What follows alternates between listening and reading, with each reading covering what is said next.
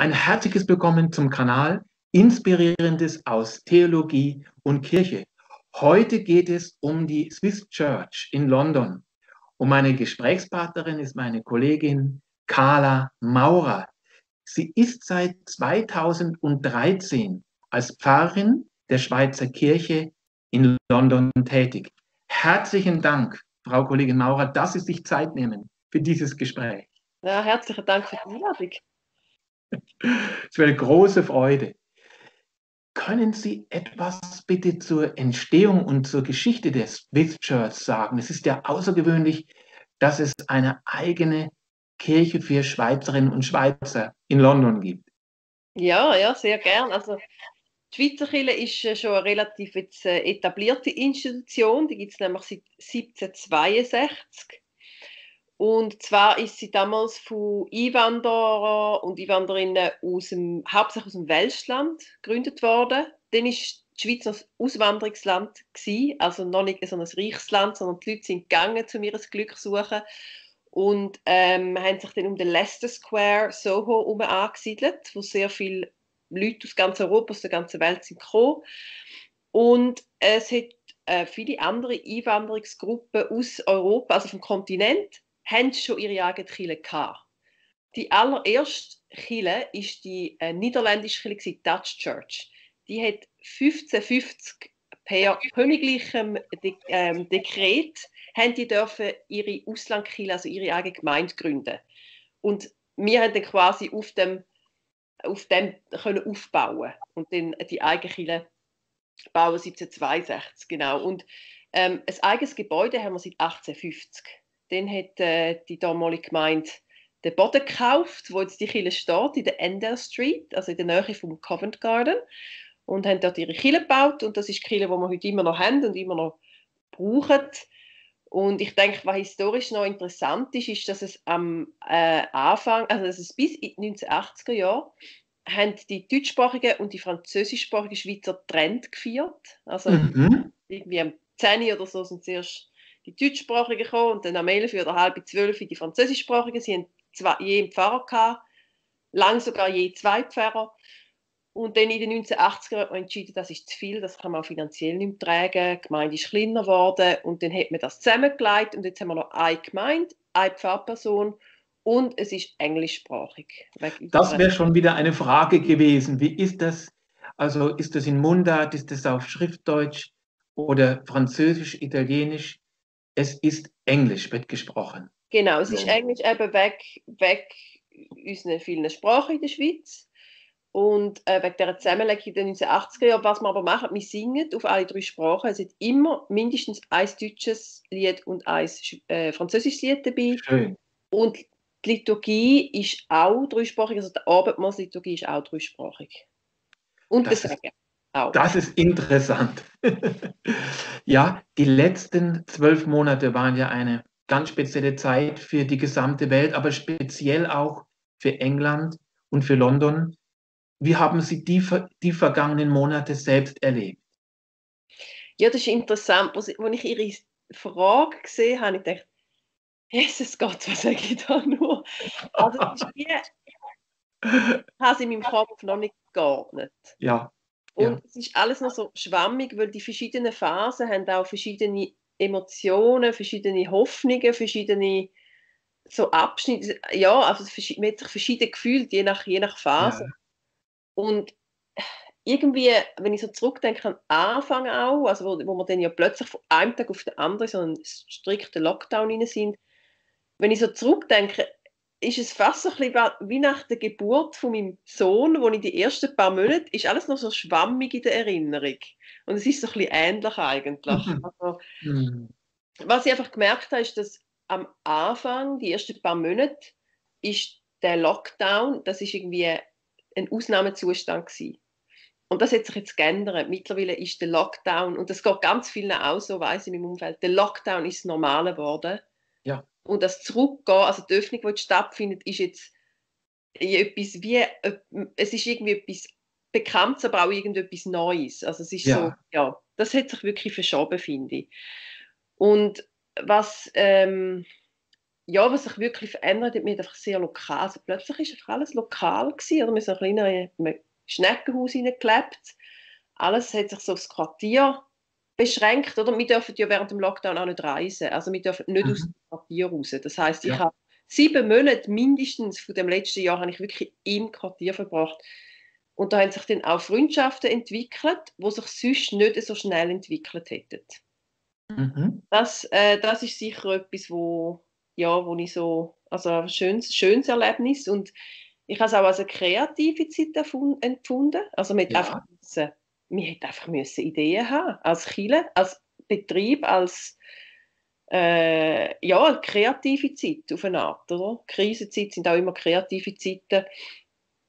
Ja, aber was ich schon merke, also ich bin jetzt sehr Corona-müde. Also müde, einfach ich bin, also die Energie, ich mag zum Beispiel auch nicht mehr so die Leute anrufen, ich mag Mhm. nicht mehr reden, ich mag nicht mehr gestalten und so. Also ich mache irgendwie, ja, es ist ja wirklich eine Müdigkeit da. Ja. Und vielleicht noch eins Letztes, wo vielleicht auch noch für mich und ich glaube andere Schweizer und Schweizerinnen in England schwierig ist, dass einfach auch die Erfahrung in der Schweiz und da in Großbritannien ganz anders sind. Ja. Und manchmal redet man dann so mit den Freunden oder Familie in der Schweiz, man redet so aneinander vorbei. Und wir sind ja sowieso schon viel mehr getrennt als vorher, und das trennt dann auch noch irgendwie. Zusätzlich, ne? Das stimmt. Ja, Ja, ja. Also Sie haben das jetzt so schön geschildert. Mir ist so der Gedanke gekommen, wir müssen das alle, und da meine ich wirklich alle, ob jetzt in England oder in der Schweiz oder sonst wo, verdauen erstmal alles, was da alles passiert ist. Und wieder langsam, hoffentlich dürfen wir wieder zur Normalität finden. Auch das, es ist ein Prozess, es ist wirklich eine eigenartige Zeit. Ich denke manchmal, lebe ich in einem Traum und wache jetzt auf und alles ist wieder normal, oder nein, es ist tatsächlich so, wie es ist. Ja, das mhm. ist das. Wobei natürlich, Sie sind ja seit 2013 in London, und die Corona-Zeit ist ja ein Teil der Zeit, wo Sie dort sind, aber es gibt ja noch ganz andere Zeiten, die Sie dort erlebt haben. Und ich war sehr angetan von Ihrer Homepage. Sie sind so eine kreative Gemeinde. Hm, Können Sie etwas über das Gemeindeleben mal abgesehen von der Corona-Zeit erzählen? Ja, das ist so ein riesiger, man kann, oder, nach 7, 8 Jahren hat man so viel zu erzählen, dann weiss man gar nicht, wo man soll sich darauf fokussieren. Also, Ja, das erste Mal finde ich es einfach auch sehr toll, dass wir als kreative Gemeinde wahrgenommen werden. ja, Das ist ja nicht, also man weiß amigs ja auch gar nicht, wie man wahrgenommen wird. Und ob man mhm. wahrgenommen wird. Also das ist schon mal sehr schön, ja. Ja, Also wir haben eigentlich so grundsätzlich jetzt so 3 Grundpfeiler aufgebaut, oder, wo wir uns so, oder unsere Grundausrichtung, das ist einerseits, wir sind eine Kirche für Schweizer und Schweizerinnen in London, also das ist die Schweizer Gemeinschaft. Dann das Zweite ist unsere Lokaldiakoniearbeit, wo jetzt sehr hauptsächlich sehr viel auch mit Obdachlosen mhm. im Fokus war in den letzten Jahren. Und das Dritte ist Kunst, also Mhm. zeitgenössische Kunst in der Kirche. Das sind eigentlich so unsere 3 Standbeine. Und, und ich glaube, was bei uns wirklich zentral ist, ist unser Kirchenraum, also die Architektur vom Raum. Der Raum ist nämlich, und das ist vor mir, das ist meine Vorgängerin, Nathalie Dürmüller, ist dabei gewesen, und dann aber auch schon vor ihr haben die Pfarrpersonen das schon angedenkt, also das ist nicht auf meinem Mist gewachsen. Und die ehemalige Präsidentin, die Ursula Jost, die sind jetzt beide, also sie ist jetzt auch wieder zurück in der Schweiz, die haben den Kirchenumbau eigentlich vorangetrieben mit einem Basler Architekturbüro, Christ und Gant dabei. Die sind ja mittlerweile, glaube ich, sehr bekannt. Mhm. Ich meine, das Landesmuseum Zürich und im Basel das Kunstmuseum und so gemacht. Und die haben einfach den Kirchenraum, also die Idee war, dass man es wie zu einer Kunst, also Galerie und Gottesdienstraum umbaut. Ja, Und dass der Raum an sich, der spricht so, der ladet einfach ein zur Kreativität. Und ich finde einfach Architektur und Räumlichkeit sind so ein großer Teil von dem, oder? Dass man, also muss ja, sagen, das ist wirklich für mich, das sind so eigentlich die Wurzeln von dem, dass man auch die ja, Flexibilität hat, ja. Ähm, ja, was haben wir da noch überlegt dazu? Also ich glaube, ein Vorteil, den wir haben, also jetzt, dass wir wirklich auch kreativ können sein und auch relativ schnell etwas auch abhacken, ist, dass wir eine ganz unabhängige Kirche sind. Also, Mhm. was ich machen, oder? Dann habe ich eine Kirchenpflege, ich habe ein Team, eine Gemeinde und das ist relativ überschaubar. Zwar wahnsinnig viel Verantwortung und manchmal wissen wir nicht mehr, wo uns der Kopf steht, aber wir müssen nicht zuerst grosse Konzeptpapier schreiben und bei 3 Gremien verabschieden lassen und noch die Kirchenordnung beachten und also unsere Ordnung natürlich und so weiter, sondern wir sagen, okay, haben wir Lust drauf, tun wir mal ausprobieren. Wo kommt das Geld her? Wer macht es? Wenn wir das klären können, dann legen wir los. Und wenn es nicht klappt, dann macht man halt etwas anderes. Also, das ist aber auch so ein bisschen eine englische Mentalität, denke ich. Oder? Das ist so Trial and Error. Wir probieren es mal. Und das ist halt auch, finde ich, so eine Grundlage von Kreativität eigentlich. Und ja. Kreativität und dann auch große Freiheit, wenn Sie das so erzählen, dass Sie da so viele Möglichkeiten haben können. Ja, Freiheit und Vertrauen. Ja, Also ich ja. bin Kirchenpflege und Gemeinde haben ein sehr großes Vertrauen in mich und ins Team. Und ich in sie. Mhm. Und ohne das Vertrauen würde es gar nicht gehen. Oder sie wissen mittlerweile, wenn ich mit irgendeiner Idee hineinführen komme und etwas anfange, dann brauche ich nicht einfach Geld auf, das wir nicht haben. Sondern Mhm. dann überlege ich mir und mache sicher, dass wir das tragen können und ich schaue, wo das herkommt. Also das Grundvertrauen ist auf jeden Fall da und dass man einfach wirklich auch gemeinsam leitet. Ja. Das heisst, Ideen breit abgestützt sind und nicht einfach nur von mir als Pfarrerin abhängen, Mhm. sondern ich wirklich auch, dass ich wirklich auch jetzt vor allem auch die Kirchenpflege und das Team identifizieren mit diesen Ideen und dass man Leute reinholt von diesen Gebieten, gerade in der Oh Kunst. ja. Oder wir arbeiten mit relativ renommierten Künstlerinnen zusammen, die im Art Mhm. Community sind, die uns beraten, die unser Toll. Kunstprogramm auch machen, mit Kuratoren. Also dass man wirklich auch dort Leute reinholt, die sich auskennen halt. Ja. Da möchte ich jetzt auch die Zuseherinnen und Zuseher unbedingt animieren, auf ihre Website dann auch zu gehen, weil dann sieht man Bilder auch davon, wie das gestaltet ist. Man sieht diesen schönen, großen Kirchenraum und was sie so an Aktionen machen. Auch das ist zu sehen. Also unbedingt, ich werde unter das Video verlinken, dass jeder und jede auf die Website gehen kann, um mal zu schauen, um das auf sich wirken zu lassen. Ja, welche besonderen Ereignisse und Höhepunkte, jetzt mal abgesehen von diesem Virus, der uns alle beschäftigt, hat es so für Sie gegeben im Rückblick, wenn Sie an die Zeit, doch Sie sind jetzt im 8. Jahr in der Swiss Church denken, gab es da besondere Höhepunkte, wo Sie sagen, ah, das ist mir besonders eingefahren? Mm.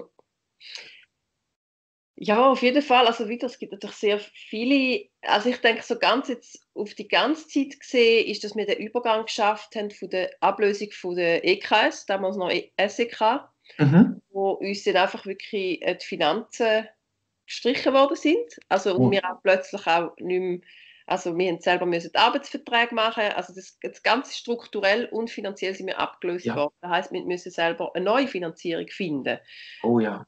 Und das haben wir geschafft und auch eben in Partnerschaft mit Kirchen in der Schweiz geschafft. Mhm. Das ist natürlich einfach ein Höhepunkt. Und Aber wirklich, das ist doch ja, großartig, dass sowas möglich ist, oder? Das ist toll.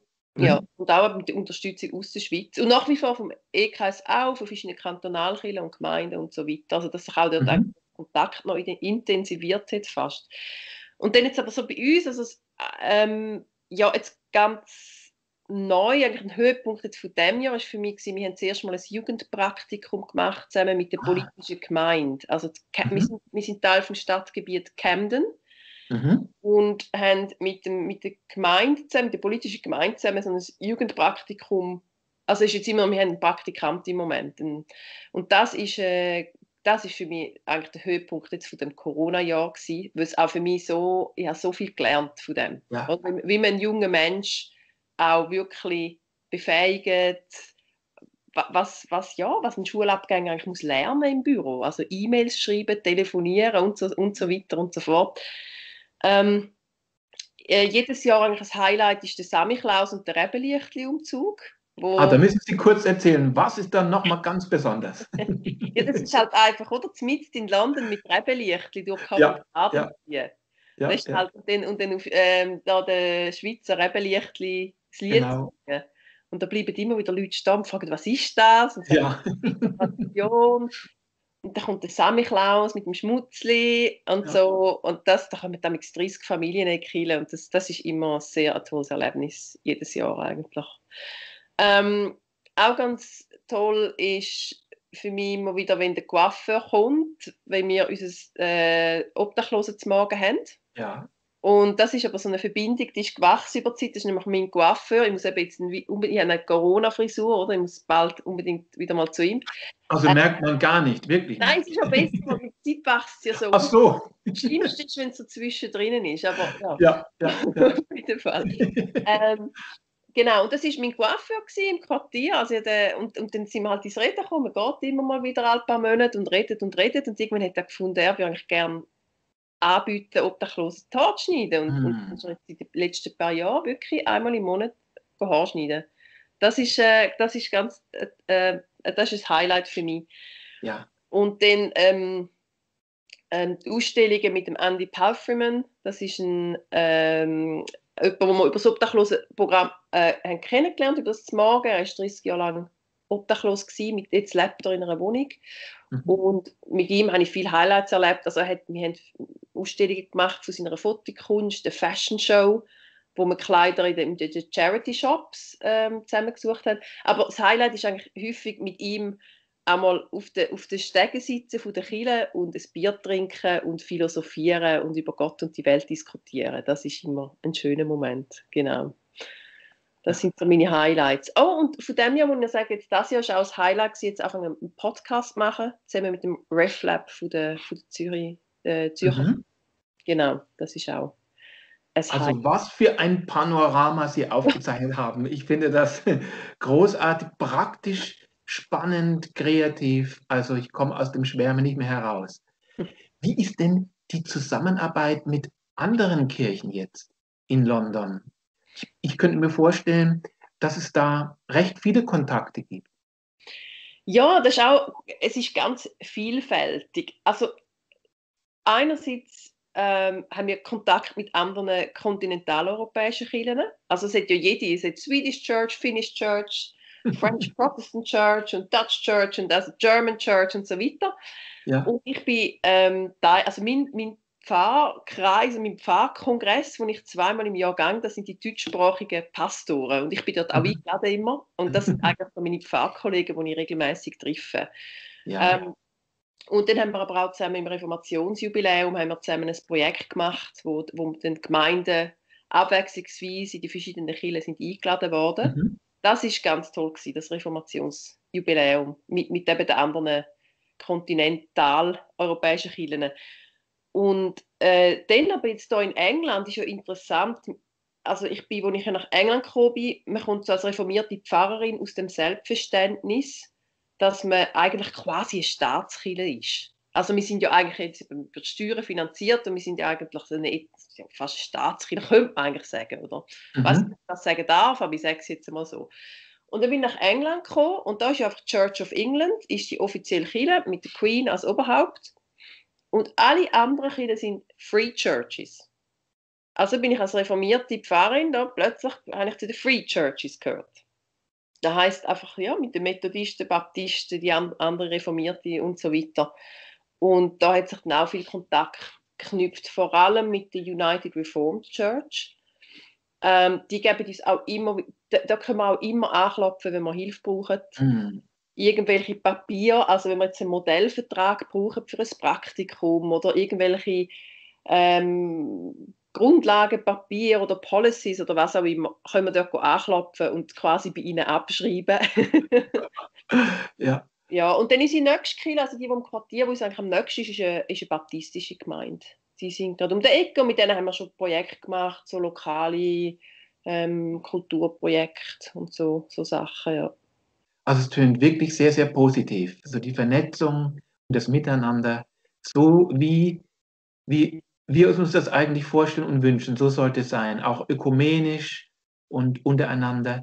Wie sehen Sie denn das? Wie wird denn die Swiss Church speziell in der Öffentlichkeit wahrgenommen, jetzt außerhalb vom Samichlaus? Weiß man überhaupt, dass es die Swiss Church gibt? Sind die Leute überrascht oder wie ist das so? Ich finde das so schwierig zu beurteilen. Ja. Man hört so das eine oder andere. Also man hört immer wieder halt da Leute, die Jahre da sind und noch nie etwas von der Schweizer Kirche gehört haben und dann überrascht sind. Für die einen ist es wirklich fast also eine Kunstgalerie, aber schon immer mit dem Bewusstsein, dass es eine Kirche ist. Ja. Ähm, für andere ist es wirklich einfach ein Schweizer Gemeinschaftsraum. Aber ich glaube, das Bewusstsein ist schon immer da, es ist eine Kirche. Das ist uns Ja. auch wahnsinnig wichtig. Ja. Und das Herz und Seele, da ist unsere Sonntagsgemeinde, das ist unser Sonntagsgottesdienst. Das sage ich auch immer. Also das ist für mich das Gottesdienst feiern. Ja. Wenn Menschen jetzt nicht christlich oder nicht religiös sind oder kritisch oder entfernt oder was auch immer, das kann in ganz vielen, also man kann andocken an ganz vielen Orten. Aber mir ist klar, Herz und Seele ist der Sonntagsgottesdienst und ich wirklich sage, der Sonntagsgottesdienst. Jawohl. Natürlich kann man einen Andacht machen am Donnerstagabend und machen mal den am Morgen und so weiter, aber ja. Und natürlich, wir sind ökumenisch, also wir sind die einzige Schweizer Kirche und darum kommen bei uns die Katholiken, also die Reformierten, Anglikaner, auch Menschen, die nicht unbedingt religiös sind, aber die wirklich einfach für die Schweiz, also wo einfach das Schweizer Erbe zusammen pflegen, aber dann doch auch in den Gottesdienst kommen. Ja. Sehr interessant. Jetzt meine letzte Frage, wenn wir in die Zukunft schauen, wie sehen Sie denn die Zukunft der Swiss Church in 10, in 20 oder noch mehr Jahren? Das ist so schwierig. Wir sind ein Jahr lang mit der Corona-Krise beschäftigt. Ja. Also, ich wage zu behaupten, wir sind sehr krisenresistent. Also, Ja, wenn man die Corona-Krise überstanden hat in London, oder? Ja. Und dann noch die finanzielle Ablösung von der EKS. Ja. Beides innerhalb von 7 Jahren. Also, da kann man sich krisenresistent nennen. Ja. Also, ich denke, wir werden, obwohl wir nicht mehr direkt strukturell abgebunden sind an die EKS, denke ich, werden wir eine Schweizer Kirche bleiben. Weil die Verbindungen in die Schweiz stärker geworden sind seit dieser Ablösung.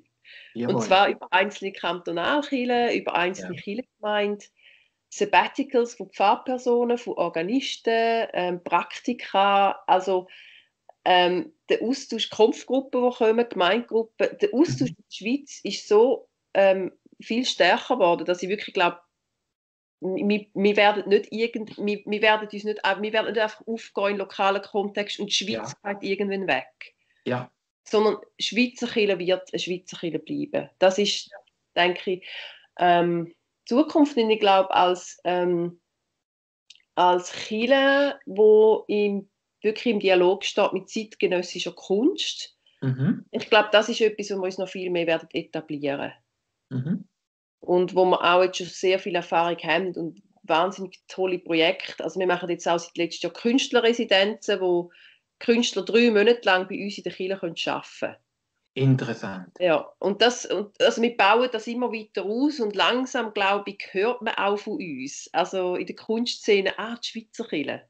Das habe ich das Gefühl, das ist viel so Energie, positive Energie auch vorhanden und Potenzial, ja.